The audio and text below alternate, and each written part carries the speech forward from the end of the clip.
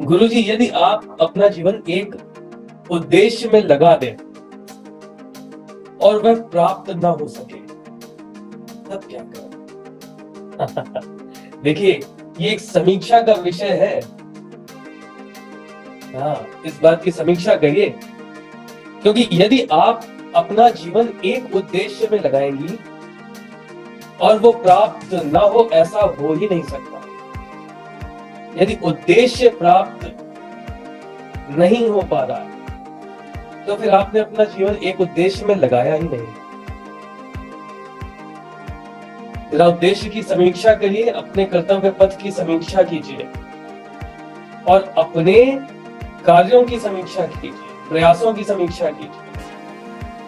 निश्चित आपको ये निष्कर्ष मिलेगा कि आप यदि आपको ऐसा लगता है कि आपने एक उद्देश्य में अपना जीवन लगा दिया है, तो समीक्षा करने पर जो निष्कर्ष मिलेगा, और अगर वो प्राप्त नहीं हो पाया है, तो निष्कर्ष आपको ये मिलेगा कि आप जीवन में एक से ज्यादा उद्देश्य लेकर चल रहे हैं। क्योंकि यदि आप एक उद्देश्य को मन में धारण करके प्रयास करते हैं, देखिए, उद्देश्य जीवन में बनाना एक अलग बात है और उद्देश्य के लिए प्रयासरत रहना ये दूसरी बात है। उद्देश्य आपने बना लिया और प्रयासरत नहीं, तो भी उद्देश्य की प्राप्ति संभव नहीं। उद्देश्य बनाइए और उसके लिए प्रयासरत रहिए और लगातार अपने प्रयासों की समीक्षा करते रहिए, निष्कर्षों का आकलन करते रहिए। तब आपको निश्चित, देखिए, कोई भी एक उद्देश्य, मान लीजिए वो उद्देश्य आरोह पर है, थोड़ी ऊंचाई पर है, तो सतत प्रयास की आवश्यकता होती है। जब आप थोड़ा ऊंचाई पर जाना चाहते हैं, तो आपको सीढ़ियों की आवश्यकता होती है। एक बार उछलने से ऊंचाई प्राप्त नहीं होती, लगातार आपको सीढ़ियां बनानी है अपने प्रयासों से, तब आप वहां पहुंच पाएंगे। उद्देश्य कितना भी बड़ा बना लीजिए, प्रयास लगातार होना चाहिए, लगातार। और यदि प्राप्त, देखिए, ये बात तो अंत समय में पता चलेगी ना कि आप अपने उद्देश्य को प्राप्त कर पाए या नहीं कर पाए। कई बार ऐसा होता है कि हम अपना उद्देश्य जानते ही नहीं।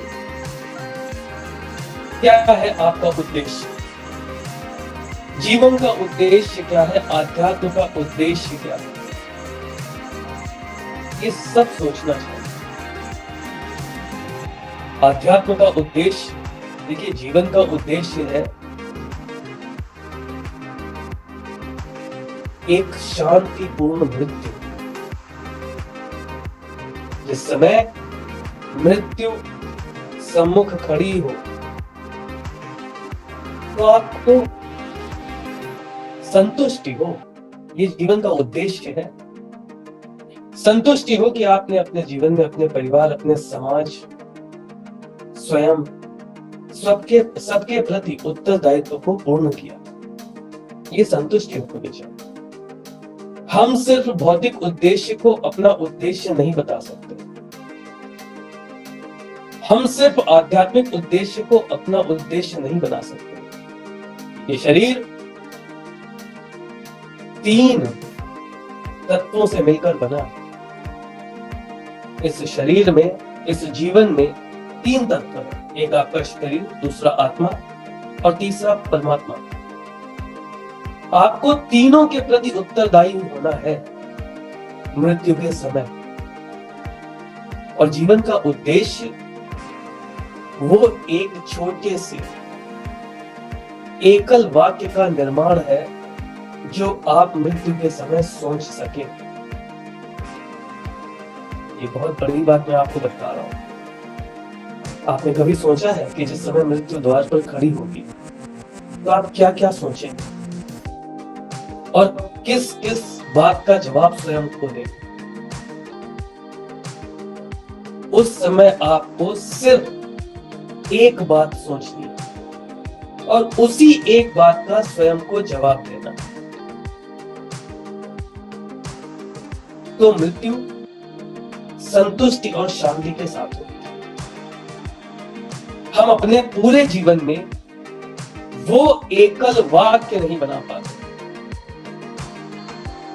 ये सारा ज्ञान, ये संपूर्ण शास्त्रों का ज्ञान, भौतिकता का ज्ञान, आध्यात्म का ज्ञान, ये सब धरा का धरा रह जाता है यदि आपने अपने जीवन में वो एकल वाक्य नहीं बनाया। तो उद्देश्य है क्या? कहीं ऐसा तो नहीं कि सिर्फ भौतिकता को ही उद्देश्य समझना और भौतिक उद्देश्य के प्रति सजग है। भौतिक उद्देश्य, ध्यान रखिएगा, जो भौतिक उद्देश्य होता है उस उद्देश्य का एक समय होता है, उसका आनंद देने का भी एक समय होता है, उसे प्राप्त करने का भी एक समय होता है। तो यदि भौतिक उद्देश्य बनाया है सिर्फ, तो उसका एक अवधि निश्चित है। उस उपलब्धि से आप कितनी देर प्रसन्न हैं? मान लीजिए आपने बहुत अच्छा घर बनवा लिया, बहुत अच्छी गाड़ी ले ली, बहुत अच्छा आपने नौकरी पा ली, लेकिन क्या ये उद्देश्य आपको चिरकाल के लिए, बहुत अधिक समय के लिए आनंद देते हैं? सोच के देखिए। तो उद्देश्य बनाने से पहले स्वयं को जानिए और स्वयं से निश्चित करिए कि किस उद्देश्य में आपको आत्मिक संतुष्टि और चिरकाल का आनंद मिल रहा। उद्देश्य वो बनाइए। सिर्फ ये सोच लेने से कि हमने जीवन में एक उद्देश्य बनाया और उद्देश्य पूर्ण नहीं हो पा रहा, अपने आनंद को, अपने संतुष्टि को ध्यान रखिएगा। और वो एकल वाक्य, जिस समय मृत्यु के लिए कुछ समय बचता है, उस समय लोगों को लगता है कि व्यक्ति संज्ञान नहीं है, उसकी आंखें बंद हैं, वो कुछ बोल नहीं रहा, लेकिन वो झंझावातों से जूझ रहा होता है। जिस परिवार, जिस समाज, जिस शरीर के लिए उसने अपना पूरा जीवन समर्पित कर दिया होता है, वो सब कुछ छूट रहा होता है, सब कुछ छूट रहा है। तब उसे ये ज्ञान आता है कि कुछ भी मेरा नहीं था। उस समय संतुष्टि देने वाला वो एकल वाक्य, वो एक वाक्य जिसके बारे में सोचकर, जिसका उत्तर प्राप्त कर, वो संतुष्टि से कुछ और नहीं सोचता और ईश्वर के प्रति लीन हो जाता है कि प्रभु मैं अब आपके साथ चलने को सज्ज हूं। उस एकल वाक्य का निर्माण जीवन का उद्देश्य होना चाहिए। ठीक है।